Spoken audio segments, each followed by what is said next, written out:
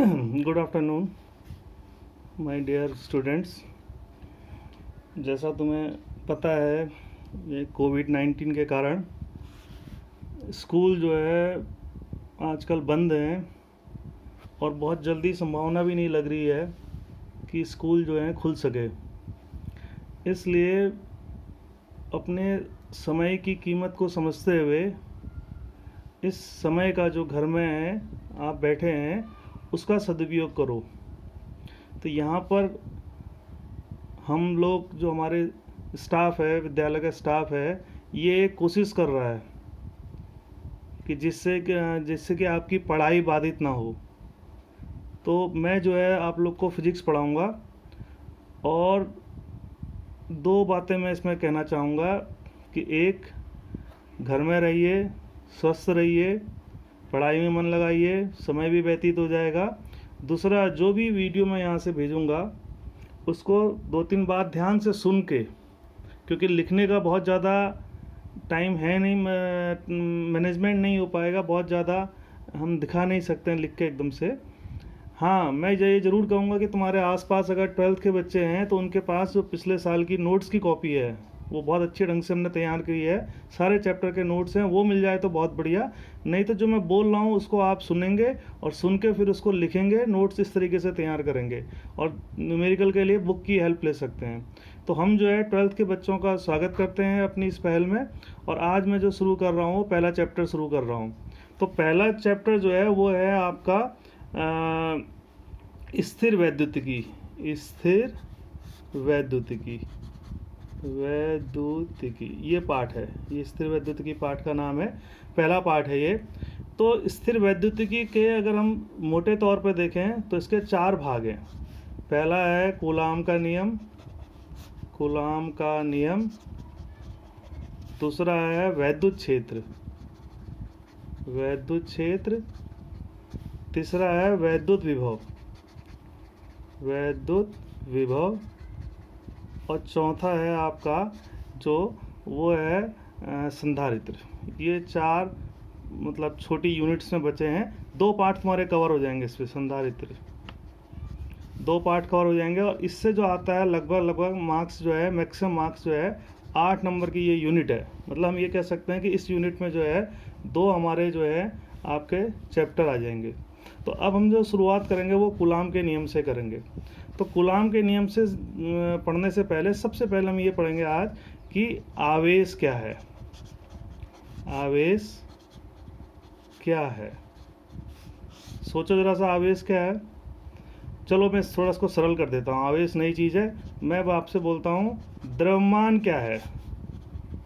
द्रव्यमान क्या है?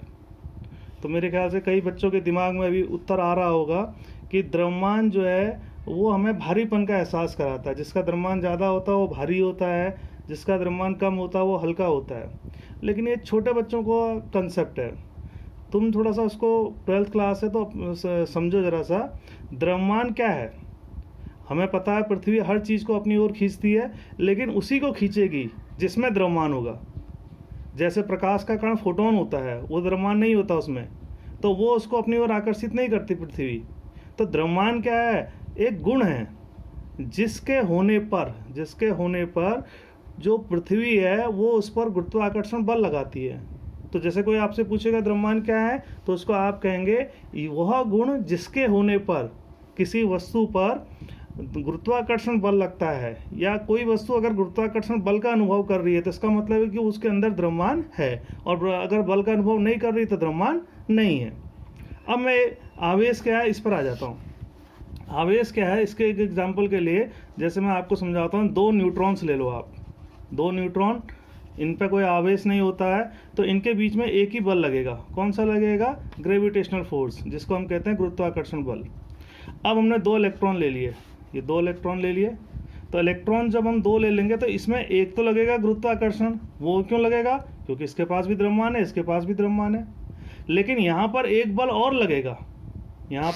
लगेगा, वो कौन सा बल लगेगा? वैद्युत बल लगेगा।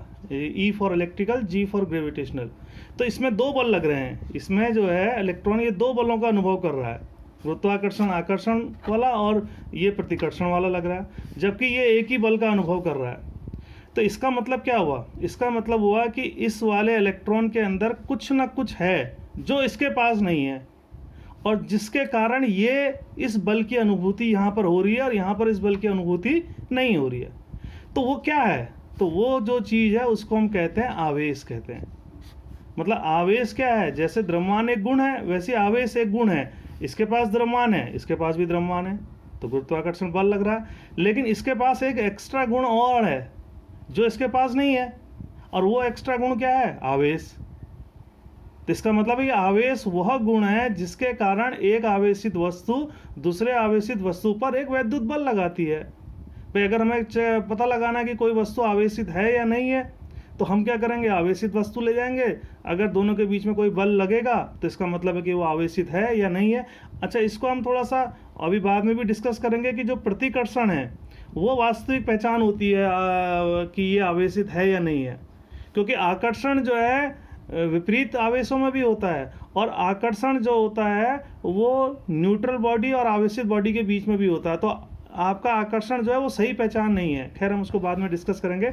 अभी तुम्हारे दिमाग में ये कंसेप्ट बन जाना चाहिए कि आवेश, फिर मैं दोबारा बता दे रहा हूँ कि यहाँ पर एक बल लग रहा है और यहाँ पर दो लग रहा है। इसका मतलब कुछ ना कुछ जो है इसके अंदर एक्स्ट्रा है जो इसके अंदर नहीं है, और जो एक्स्ट्रा है उसके कारण कौन सा बल लग रहा है? वैद्युत बल। तो वैद्युत बल लग रहा है तो उस एक्स्ट्रा का नाम क्या है? आवेश। तो आवेश वह गुण है जिसके कारण कोई आवेशित वस्तु दूसरे आवेशित वस्तु पर एक वैद्युत बल आरोपित करती है। ये आवेश की परिभाषा है। गुण है, हम आवेश को नहीं देख सकते हैं, हम आवेश को पकड़ नहीं सकते हैं, आवेशित कणों को पकड़ सकते हैं। जैसे ईमानदारी है, ईमानदार आदमी को आप देख सकते हो, ईमानदार आदमी से आप बात कर सकते हो, ईमानदारी उसकी फील कर सकते हो, लेकिन ईमानदारी है क्या? उसको पकड़ तो ही सकते हैं, वो तो एक गुण है, वो किसी आदमी के द्वारा आदमी के अंदर आएगा वो।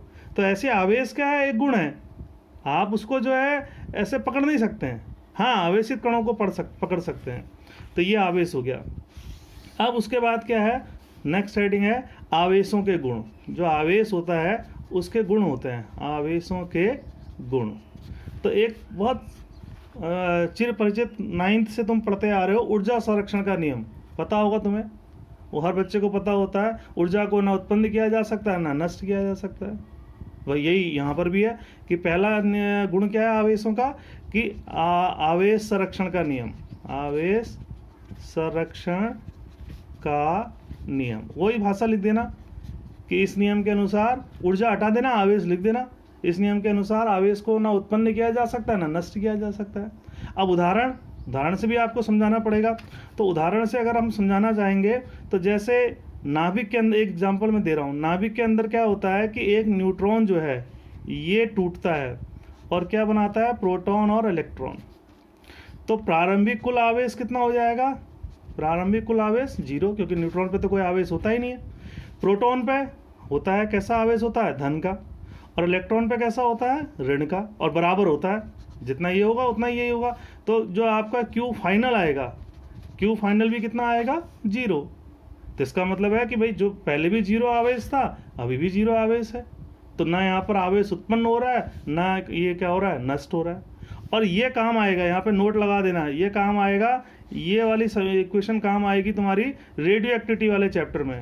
रेडियो एक्टिविटी वाला जो पार्ट है उसमें काम आएगा आपका, क्योंकि उसमें हमें बताना पड़ता है कि नाभिक से इलेक्ट्रॉन कैसे निकल रहे हैं। तो उस समय ये अभिक्रिया काम आती है कि न्यूट्रॉन जो है प्रोटॉन तथा इलेक्ट्रॉन में टूटता है, तो वहाँ पर ये काम आएगी, ये याद रखना। तो इस वाले एग्जाम्पल से हमने समझा दिया उसे कि ना आवेश को उत्पन्न कर सकते हैं ना हम नष्ट कर सकते हैं। दूसरा एक एग्जाम्पल देख लो, ये गामा का निशान है, गामा माने फोटोन होता है, ये फोटोन।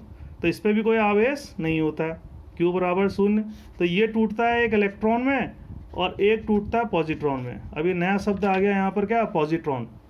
तो जो ये पॉजिट्रॉन होता है ये बिल्कुल इलेक्ट्रॉन की तरह होता है, इसमें कोई अंतर नहीं होता है। इलेक्ट्रॉन और प्रोटॉन में केवल आवेश का अंतर होता है, दोनों में बराबर होता आवेश होता है, लेकिन एक में प्लस का होता है और एक में किसका होता है? माइनस का। तो अगर हम कुल आवेश निकालेंगे तो कुल आवेश जो है फिर भी कितना आएगा? 0। तो इन दो उदाहरण से स्पष्ट है कि आवेश को ना उत्पन्न किया जा सकता है ना नष्ट किया जा सकता है। तो पहला गुण क्या है कि आवेश जो होगा वो क्या होगा? संरक्षित होगा। अब इसके दूसरे गुण की ओर हम चलते हैं। अब दूसरा गुण जो है उसको